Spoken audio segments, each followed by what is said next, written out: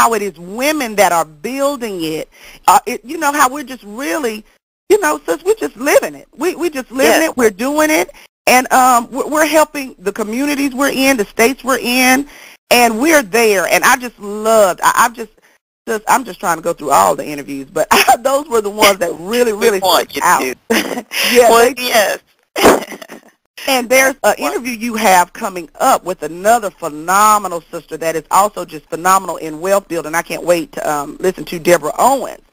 Yes. So my question to you is, I mean, sis, just, you know, talking to these, you know, phenomenal, powerful, successful women, out of all of these interviews that you have done, what type of aha moments did you get as a black woman that is also a business owner?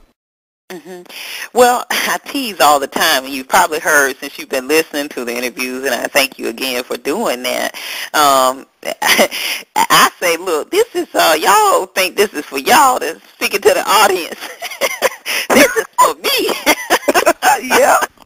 Just the inspiration and the encouragement and being in that environment. See, our success depends on a lot of things, but one of the primary things it depends upon, and success is relative, you know, it's unique. Right. We understand that to everyone, but whatever our goals are, individual person's goals are, you have to be in an environment that's going to foster that. You have to be around people that are doing more and better than. If you are the person, you are the man, you are the woman in your circle, then that's a limited circle, because there's no room for you to grow. Everyone is pulling and sucking from you. And when we understand energy concepts, which I know your audience appreciates and understands that, then you have to be around people that have already done what you want to do so that you can get there. So my aha moments comes every time when I'm with someone. It's just encouraging, just to keep going, keep doing, keep dreaming. And the fact when my aha moments really come is when individuals like yourself who are listeners, that's where, honestly, that's the most right there, the most rewarding and the most aha moments for me, because when you get it, like I said at the beginning of this call, when the listeners appreciate it, which, by the way, you will hear at the beginning of every show, our purpose. It is twofold. One, it is to inspire and encourage the listening audience. And two, is to provide a platform to say thank you, to edify, to promote our positive sisters who are doing big things. Because, like we were saying, we're not recognized. Right. And we work hard, and recognition is extremely important. It's extremely important. Everybody wants to know that they're valued. I don't care who they are, whatever. Everybody wants to feel appreciated and feel heard and feel like their work is being, is effective in one way or the other. So that's my aha moment. When I hear the audience, when I get the emails, when I get the phone calls, and the callers into the show, when they say that, wow, and you say, I'm amused, that to me is worth every moment of it. Well, like I said, sister, I'm glad that you are just doing it and you are showing these women, interviewing these women so others can listen to their stories and, be inspired by them, because I truly am every time I listen to them, and, it just takes me mentally to another place. And I wanted to ask you this as well, because your radio focuses on black women.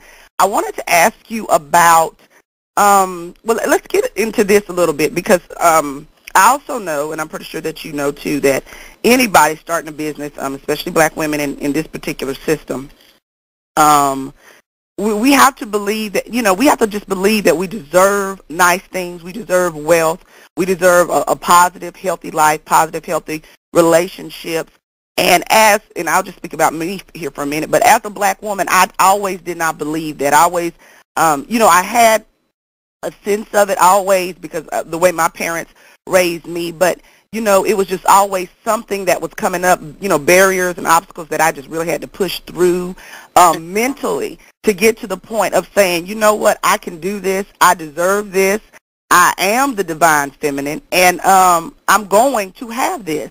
So as another sister that is successful herself and talks to these various women, and you network and have a wonderful conference coming up that I also want you to speak about in a minute. How important is it for black women to have that mindset to want to accumulate wealth, to want to be successful in whatever endeavor that they do? But how important is it for us to really get this life coaching, if that is what we need, and to really dig and cleanse ourselves of some of these negative thought patterns concerning money? It's extremely important, and I think we are. As a matter of fact, I know we are recognizing that today. The numbers are there, the facts are there, the data is there. For every 5 businesses that were started the past 2 years, 3 of them were black women. Yes, 3 out of 5 black women are starting businesses. So, we have, in our community, we have been the responsible one here lately. These are the patterns, and I'm not always celebrating some of those patterns and the way some things works out, because we definitely want the foundation of relationships. We know that. yes. A partnership, it takes everybody. We all have value. Our men have a great value and as well in our lives. But the reality is we have to produce. We have to. We have responsibilities. I had someone to say to me the other day, we were talking and we were speaking of a business social function, and I had a friend, and they inquired about my friend, and they thought, well, maybe, you're not interested in this particular business now because, you maybe because you have a friend, or assuming now that this is a friend, or a friend, you understand? Mm-hmm. And I said, there is no man that can stop me from doing what I have to do, because I have responsibilities. Yes. So this is not a 13-year-old or 14-year-old situation here with no responsibilities. This is a grown woman that has a child, that has dreams, that has goals, and that have aspirations that I have to produce. I have people that are waiting and depending on me to produce. So sisters feel like that today. Yes. Okay? They feel like that, and so it's just become a shift to the fact that, things out of necessity, that they say that necessity is the invention of the mother of all inventions. Right. When you got to do something, you figure how to do it out, how to make it happen. Yes, you do. And that's in our nature. That is in our divine nature to figure it out. We are creative beings. We are naturally. We know how this whole recycling, this whole green thing, that's great. It's wonderful, but, I had to embrace it all over because I grew up with that. My grandmother, she was recycling. We were wiping foil off, and we ate out of blue bonnet bowls for cereal, and that was our Tupperware. Right. All of those things. My mom, all of it. We used that.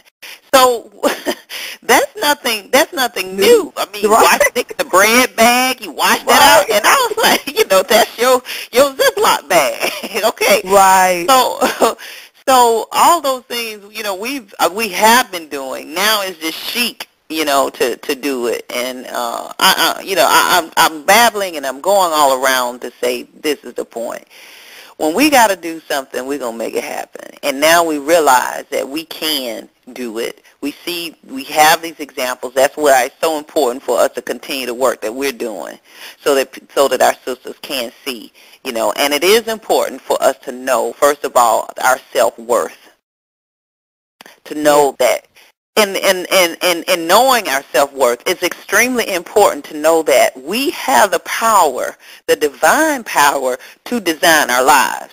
Now, that is a concept that we are not so easily ready to embrace.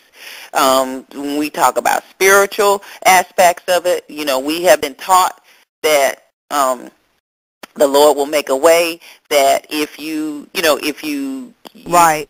think too much, then, that's outside of the box. Right. It might be sacrilegious or what have you. But God did give us, according to what most of us were reared on, did give us dominion. Right. Did give us That's dominion. what it did say. And what everybody quotes, what we believe, we were created in his or her image. So Right. if we've been created in the image, and then it said that, you will do these works greater than I, because there's more of you, then what's the question? And so I think it's just a time for us to really, like I said, go back and reflect on who we really are, knowing our worth, our self-worth, and knowing that we don't have to do what we don't want to do. Embracing that, well, you got to do, I know I just said you got to